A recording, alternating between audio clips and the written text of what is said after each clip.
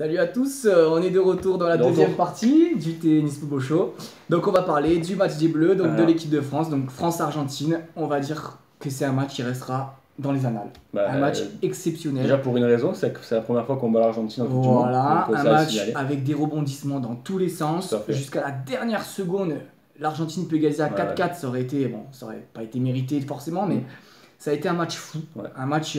Et c'est un match, tu vois, stressant pour nous, mais pour un mec qui ni argentin ni français, c'est un régal. C'est un régal. Ce match-là, on s'en souviendra toute notre vie. C'est des matchs qui marquent. C'est en plus en phase finale de Coupe du Monde, parce que quand c'est en groupe, encore une fois, c'est différent. Mais les phases finales, ça reste. Donc rien que ça, déjà, merci pour ça, parce que c'était vraiment un moment exceptionnel. Et puis c'est l'Argentine, quoi qu'il arrive. Voilà, donc c'est bon. Donc sur les points positifs de l'équipe de France, on va mettre des points positifs au niveau déjà... Des contre-attaques qui ont été magnifiquement jouées, ce qui nous manquait depuis la Coupe du Monde. C'est vrai. Des contre-attaques magnifiques. D'ailleurs, le 4e but est exceptionnel. Il y a 5 passes, 10 secondes, on passe de Lloris à but. Et c'est magnifique. Les déviations, la balle de Giroud dans la profondeur. Voilà, magnifique. Après, on a eu des très bons latéraux. Oui, le magnifique but de Pavard. Pavard qui nous met un but exceptionnel. Donc les latéraux super, un Mbappé exceptionnel. Mbappé monstrueux. À 19 ans, ce qu'il fait, c'est quand même énorme. C'est-à-dire qu'à 19 ans, on se rend pas compte ce que c'est 19 ans, mais c'est incroyable déjà d'être à ce niveau-là. Le dernier joueur qui avait fait ce qu'il a fait, c'est-à-dire marquer un doublé en Coupe du Monde, c'était Pelé à son âge. Voilà. Donc, et même, alors on ne sait pas ce que l'avenir nous dira, mais même les Messi, Ronaldo à cet âge-là n'étaient pas à ce niveau. Donc on verra la suite. On ne s'emballe pas sur Mbappé, mais ce qu'il fait à son âge, à l'heure actuelle, c'est énorme. Ah non, mais c'est certain. Voilà. Donc sur le point, moi j'ai surtout un point négatif sur ce match. C'est en fait la façon dont on a géré dès qu'on menait. D'accord. On a mené et à chaque fois on a trop attendu. On a eu des balles de contre-attaque de 5-2 qu'on n'a même pas joué. Et du coup l'Argentine est revenue à 4-3, a failli revenir à 4-4 et on aurait fait quoi? Du coup on aurait été vraiment en difficulté alors qu'on avait des balles de 5-2, des énormes 3 contre 2 et ça, c'est pas bon, ça. Un peu comme contre le Pérou. Et on en revient un peu mène 1-0, deuxième mi-temps, c'est que dès qu'on mène, on attend. Et ça, c'est pas bon du tout. Il faut continuer à jouer. Tuer le match. Voilà, il faut tuer le match sur nos contre-attaques et surtout pas la jouer tranquille. Un match de Coupe du Monde, ça se joue jusqu'à la dernière minute. Et on l'a vu d'ailleurs contre la France. C'est clair. Donc voilà. Ensuite, là, on va jouer l'Uruguay en quart de finale. Alors, et là, je peux te dire que j'ai très peur parce que c'est toute l'équipe. C'est l'équipe qu'il fallait pas qu'on prenne, c'est tout le style de jeu de l'Uruguay, c'est ce qui nous réussit le moins. C'est-à-dire que c'est une équipe qui va attendre, qui est énorme défensivement et qui va pas jouer. Et comme nous, on joue pas forcément, ben, j'ai peur de ce match, de perdre 1-0 sur un but, sur un corner, un truc comme ça. J'espère me tromper, mais j'ai vraiment très peur de ce match. C'est vrai que derrière, c'est très solide. Jiménez, Godin, c'est très solide. Devant, ils ont quand même 2 joueurs énormes. Et puis, comme tu dis, leur style de jeu, jusqu'à présent, c'était vraiment ça, parce qu'ils sont passés 2 fois à 1-0 dans les premiers matchs. Tout à fait. Et ils prennent très peu de buts, ils ont pris qu'un but. Ils ont pris qu'un but finalement hier contre le Portugal. Et ils ont eu Mohamed Salah face à eux, ils ont eu Cristiano Ronaldo, donc c'est pas des peintres. C'est sûr. Donc j'ai peur de ce quart de finale, on va croiser les doigts, on sera à fond derrière les Bleus. C'est sûr. Mais clairement, il y a quand même pour nous une bonne opportunité d'être en demi-finale. Ah oui, après c'est une équipe qui reste prenable. Après, à mon avis, ça va pas se jouer à 4-3. Ça va jouer à 1-0, 1-2, ou prolongation peut-être. Prolongation, penalty. C'est certain. On verra, attention, l'Uruguay c'est très solide. Ouais, c'est solide. Voilà. Alors maintenant, un tout petit coup de gueule avant le débat. Je trouve qu'il y a trop d'exagération avec cette équipe de France. Alors, on a eu des matchs de poule très moyens, il faut l'avouer, c'était très moyen.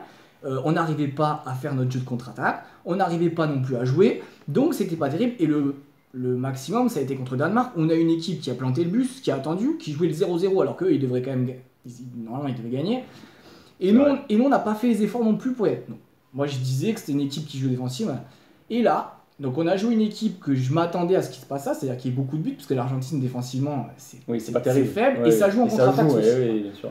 Et là, c'est l'emballement.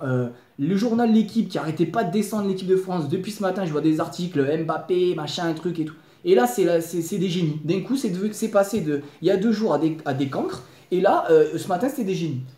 Moi, je serais plus mesuré parce que... Toi, tu es mesuré. Oui, c'est ça la différence. Tout à fait. Mais eux, non. Mais alors après, c'est vrai que l'équipe d'ailleurs a souvent été... Bon, après, c'est aussi une ligne éditoriale, mais RMC absolument pas, parce que tous les gens qu'on écoute, que ce soit Dimeco, Riolo, Courbis, ils sont très lucides, je trouve. Honnêtement, sur les 3 premiers matchs, tu les as vus comme moi, on n'a pas été bon, il faut être honnête, tu vois. Mais et il fallait là dire. En dire que Deschamps savait plus ce qu'il faisait, qu'il avait pris des joueurs, qui valait rien. Non, ça c'est surprenant.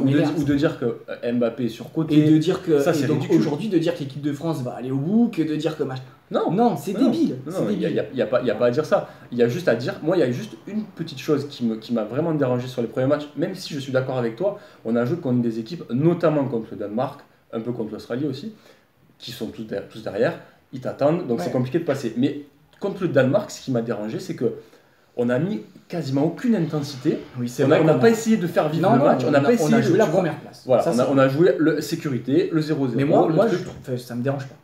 Après, c'est un petit peu regrettable, voilà, c'est tout. Mais après, effectivement, quand tu vois le match qu'on fait contre l'Argentine, pas de souci, tu vois. Donc, mais voilà, c'est juste une histoire de, je te dis, de plus d'intensité et d'implication. Où là, le 0-0, ça allait bien aux deux équipes finalement. Oui.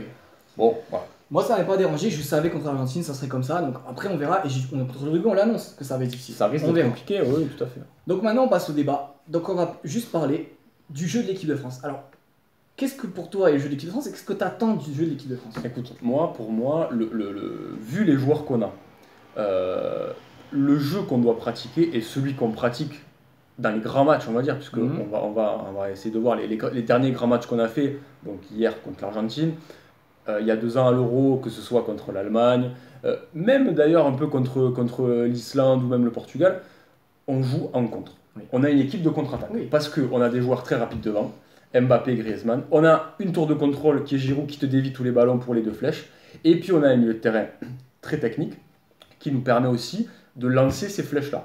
Donc, et puis aussi une chose, c'est que Deschamps, c'est un entraîneur, c'est pas un entraîneur de possession comme Guardiola, comme Klopp. Donc il faut assumer. Moi juste que ce que je demande, c'est qu'on assume notre style de jeu et qu'on assume de dire on est une équipe de contre et avec cette équipe de contre là, on peut gagner la Coupe du Monde. Voilà. Je suis d'accord avec toi sur le fait que Deschamps n'a jamais dit qu'il voulait la possession. Ah non. J'ai plus l'impression que c'est les gens qui voudraient qu'on ait le ballon, qu'on fasse tourner, parce que c'est vrai que l'Espagne, ça fait pendant des années ils ont dominé comme ça, et vu qu'on a des joueurs techniques, on attend ça. Mais moi je suis désolé, on n'a jamais revendiqué être une équipe de possession. Non.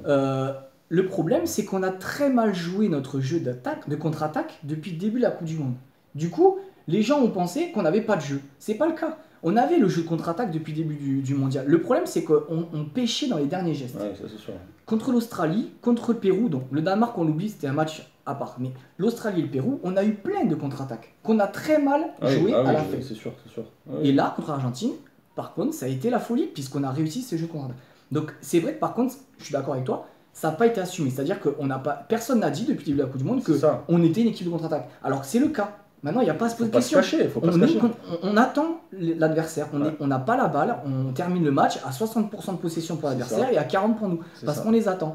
Et maintenant, il faut assumer ça et savoir que, comme tu as dit, on a des flèches. Et maintenant, on s'appuie sur ces flèches. On s'appuie sur notre jeu de contre-attaque qu'on a eu. Là, quelques passes, 5 passes, but à la fin, ça c'est magnifique. C'est très bien. Moi, ça me va très bien. Mais moi aussi, je suis d'accord avec toi, il faut l'assumer. Il faut l'assumer. Et il faut que les gens le comprennent. Et bien sûr, tout à fait.